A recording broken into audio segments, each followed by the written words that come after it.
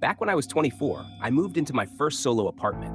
This was in 2021, right when rent prices were actually somewhat reasonable for like 5 seconds. I found this place in a small complex in Arizona.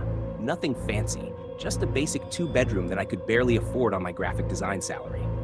The extra bedroom was supposed to be my office, for freelance work and all that. The complex was one of those U-shaped buildings with maybe 12 units total. Everyone parked in the middle lot, and you could pretty much see everyone's front door from everyone else's front door. Not ideal for privacy, but honestly, at the time, I thought it was kind of nice. Like, safer or whatever. I'd lived with roommates my entire adult life up to that point, so having my own space felt incredible, even if it was small. For the first couple weeks, I didn't really interact with anyone. I'd wave at people when I was getting my mail or taking out trash, but that was about it.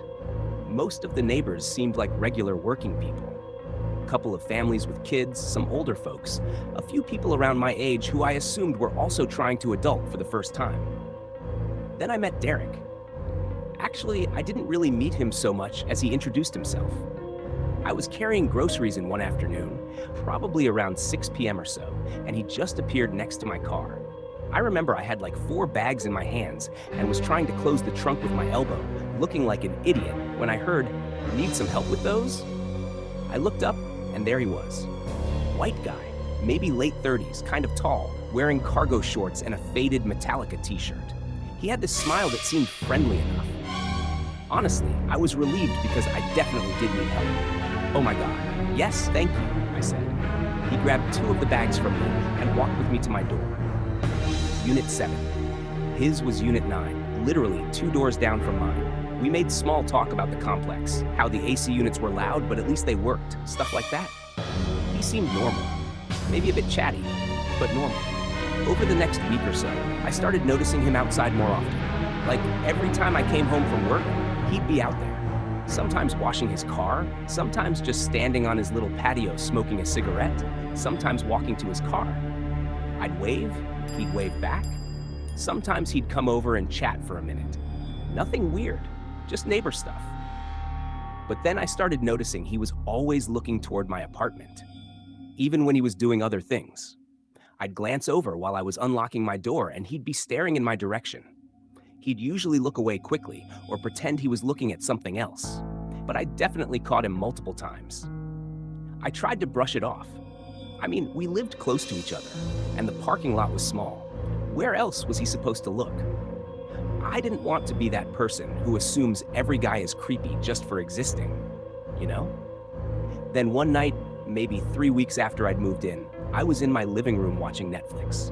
It was probably around 10:30 p.m., and I had my blinds open because I like having natural light during the day, and I honestly just kept forgetting to close them at night. I was in my pajamas, just some old t-shirt and shorts, totally zoned out watching some true crime documentary. I got up to get water from the kitchen, and as I walked past the window, I saw him. Derek. Standing in the parking lot, facing my apartment. Just standing there. He wasn't on his phone, wasn't smoking, wasn't doing anything.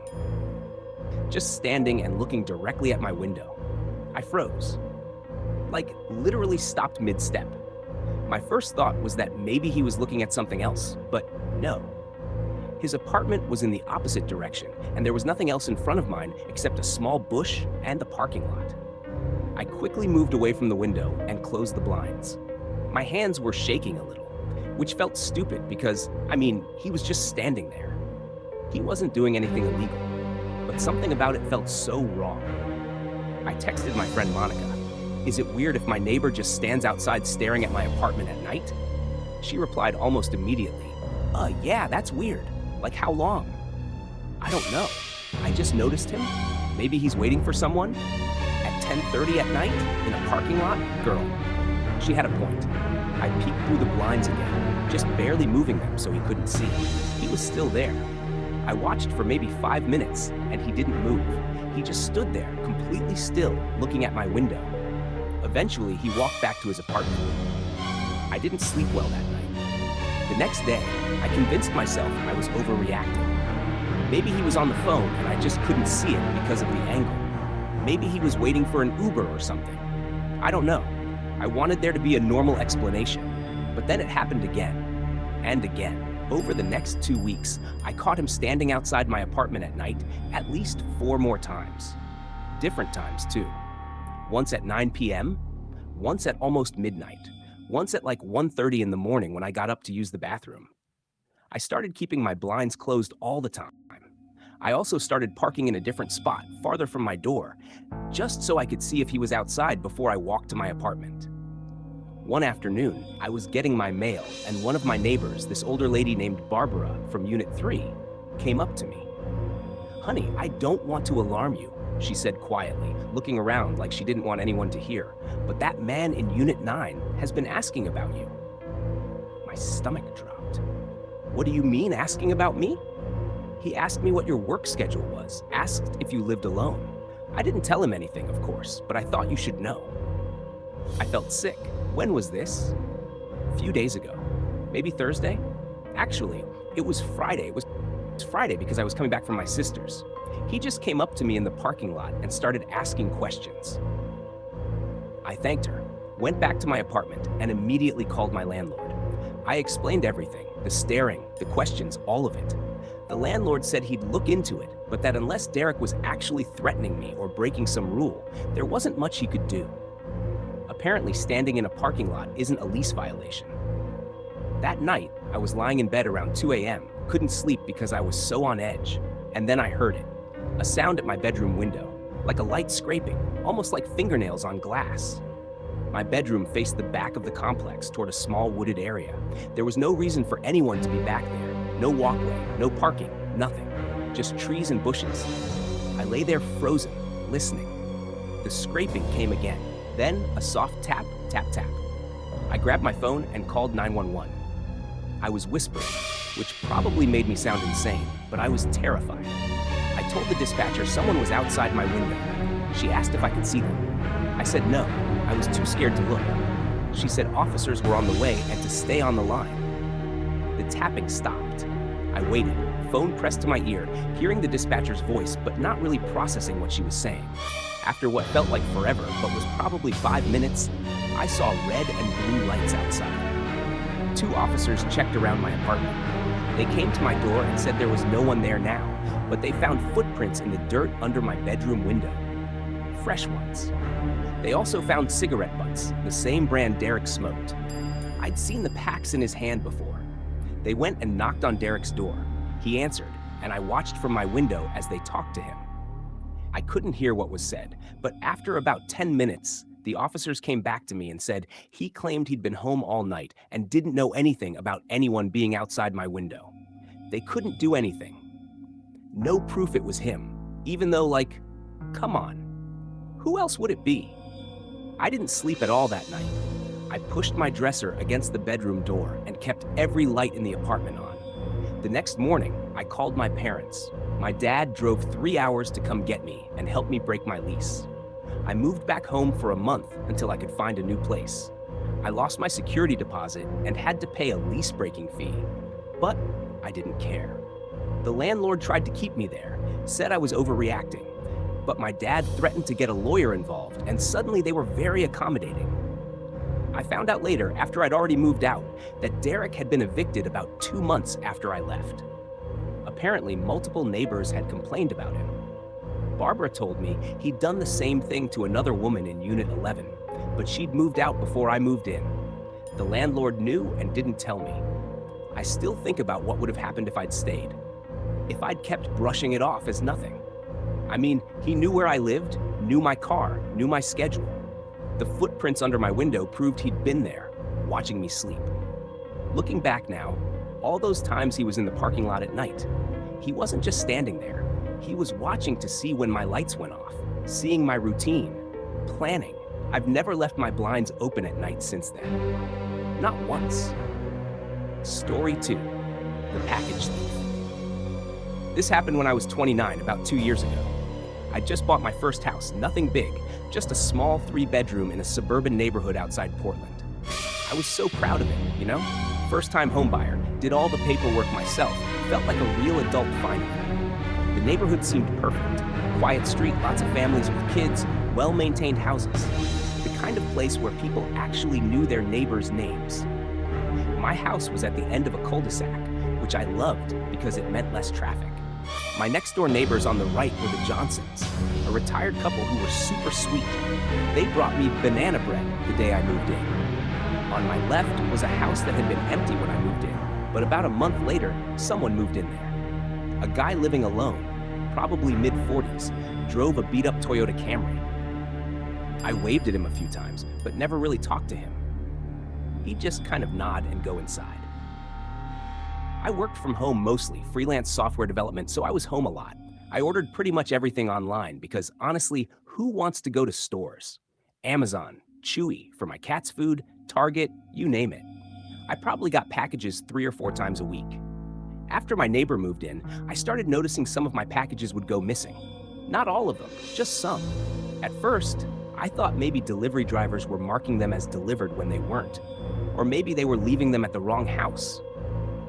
I contacted Amazon a few times, and they always refunded me or sent replacements, so I didn't think much of it. But then, it started happening more frequently. I'd get the notification that a package was delivered, check my Ring doorbell footage, and see the delivery driver clearly leaving it on my porch. But when I'd go outside 10 minutes later, it'd be gone. This went on for maybe 3 weeks. I lost probably 6 or 7 packages. Nothing super expensive, but it was annoying. Dog food, some books I'd ordered, a phone charger, random stuff. I posted about it in our neighborhood Facebook group, asking if anyone else was having issues with package theft. A few people said they'd had packages go missing too, all on our street. Mrs. Johnson commented that she'd lost 2 packages in the past month. Then, one afternoon, I was in my home office, which has a window facing the street. It was probably around 2 p.m., and I saw the Amazon truck pull up to my house. I watched the driver leave a package on my porch, scan it, and drive away. I was in the middle of a work call, so I didn't go grab it immediately. But I could see my front porch from my office window, so I was kind of keeping an eye on it while I talked. About 5 minutes later, I saw my neighbor, the guy from the house on the left, walk across his lawn toward my house. I figured he was coming to my door for something, which would have been the first time he'd ever tried to talk to me. But he didn't come to my door. He walked straight up to my porch, picked up my package, looked at it, and then walked back to his house with it. I was still on the call, and I just stopped talking mid-sentence. My coworker was like, "Hello? You still there?" I hung up without even saying goodbye. I was just stunned. I'd literally just watched him steal my package in broad daylight, like it was the most normal thing in the world. I pulled up my Ring app and checked the recording to make sure I wasn't crazy. Nope, there it was. Clear as day. Him walking over, taking my package, walking back. You could even see his face perfectly in the video. I didn't know what to do. I mean, I know the obvious answer is call the police, but I was nervous. He was my neighbor. We shared a property line. I didn't want to start some huge feud. Instead, I texted my boyfriend Tyler. "Dude, my neighbor just stole my package and I have it on video." He called me immediately. "Are you serious? Like you saw him?" "Yes, I watched him do it. What do I do?" Tyler, who's much more confrontational than I am, said I should go over there and knock on his door, show him the video, and tell him I wanted my stuff back. That if he returned everything, I wouldn't call the cops. Looking back, this was probably not the safest idea. But I was angry, and honestly, I wanted my stuff back. The package he'd just taken had a mechanical keyboard I'd spent $150 on. So I went over there, I knocked on his door. My hands were shaking, but I tried to look calm. He answered, and I swear to God, he smiled at me like nothing was wrong. "Hey neighbor," he said. "What's up?" "Hey, this is awkward," I said, trying to sound casual, "but I have a Ring camera, and I saw you take my package just now. I have it on video." His smile didn't change, didn't even flicker. "Oh, that? Yeah, I grabbed it because I didn't want someone to steal it. I was gonna bring it over later. I wasn't expecting that response." "Oh, okay, well, can I have it now then?" "Sure, yeah, let me grab it." He left the door open and went inside. I stood there on his porch, feeling stupid. Maybe I had misread the situation. Maybe he was being helpful. But then I noticed something. Through his open door, I could see into his living room. And on his coffee table, I saw packages. Multiple packages. I could see a Chewy box, which I recognized because I order the same cat food every month, and the box is distinctive. My stomach sank. He came back with my package and handed it to me. Here you go. Sorry for the confusion. I took it, thanked him, and walked back to my house. As soon as I got inside, I locked the door and immediately called the police. I told them everything, showed them the ring footage, told them about all the missing packages, and told them about what I'd seen in his living room. 2 officers came to my house maybe 20 minutes later. They asked me questions, watched the video, and then went next door to talk to him. I watched from my window. They knocked. He answered. They talked. Then they went inside. They were in there for probably 10 minutes. When they came out, one of them came back to talk to me. We saw several packages in his residence, the officer said. He claims they're his, but we asked him to show us proof of purchase for them. He couldn't. We're going to get a warrant to search the property properly. Long story short, they ended up arresting him. They found packages from at least 7 different houses on our street. Some had been opened, some hadn't. He'd apparently been doing this for months, just casually walking around the neighborhood, taking packages off porches. What really freaked me out was when the police told me he'd been watching delivery patterns. He knew when people got packages and when they'd usually retrieve them. He'd been observing all of us. The guy ended up pleading guilty to a bunch of theft charges. I got most of my stuff back, though some of it had already been sold online or thrown away. But here's the thing that still bothers me. After he was arrested, I found out from Mrs. Johnson that he'd been going into people's backyards too. She'd seen him in her backyard once, claiming he was looking for his cat. She didn't think much of it at the time, but she never saw him with a cat. The police never found evidence of him going into my backyard. But I didn't have cameras back there. I have them now. I have cameras everywhere now, actually. Front, back, both sides of the house.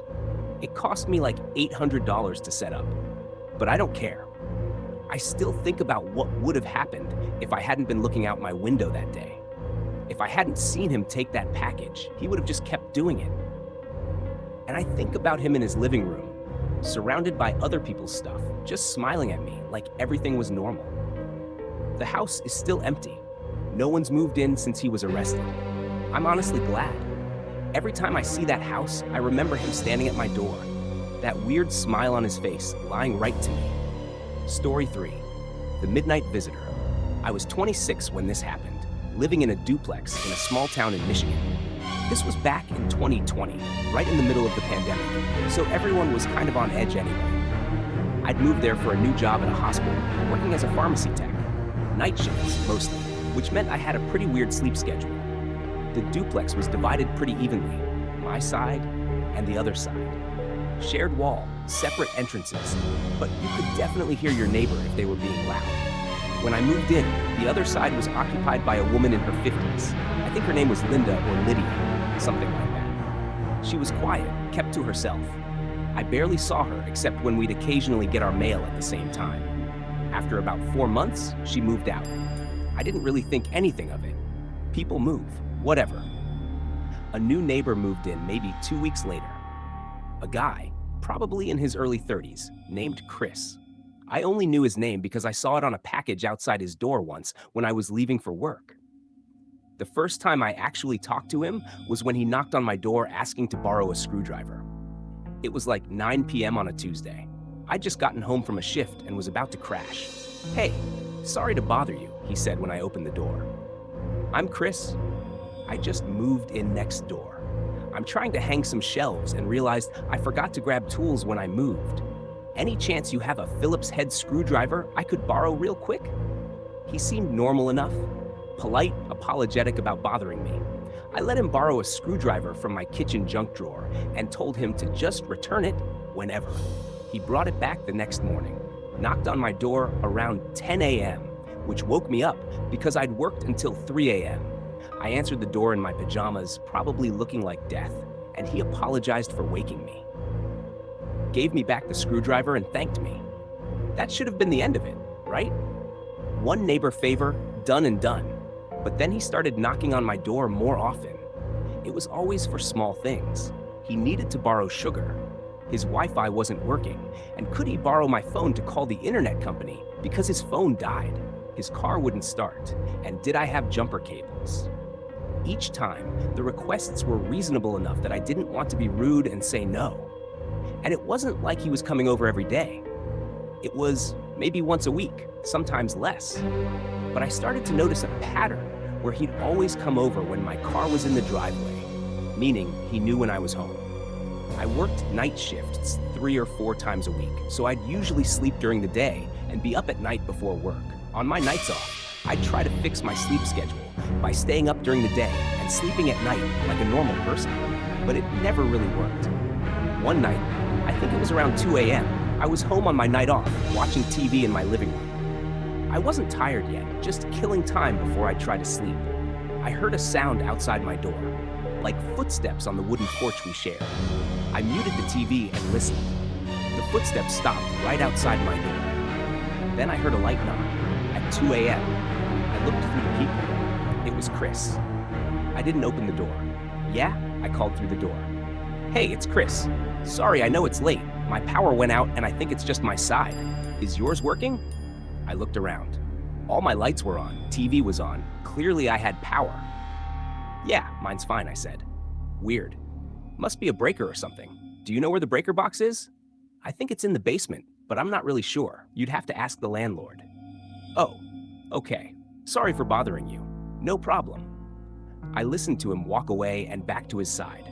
I looked through the peephole again and saw his door close. Here's the thing though.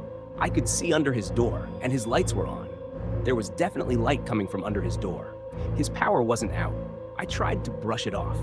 Maybe he meant a specific outlet or something, but it was weird.